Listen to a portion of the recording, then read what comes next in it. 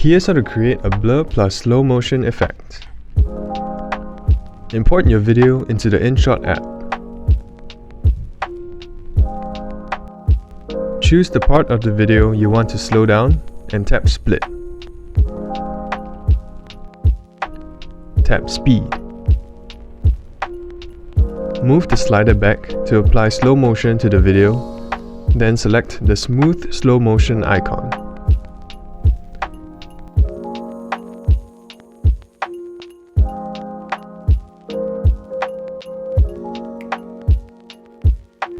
Tap Filter. Select Effect. Tap Fade. Select the mosaic effect and increase the value.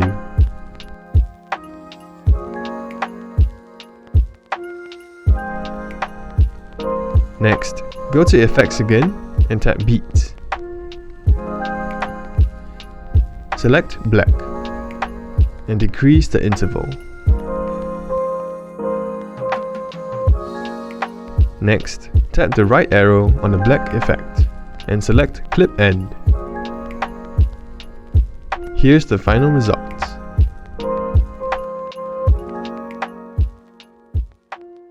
Don't forget to like and subscribe to InShot on our socials.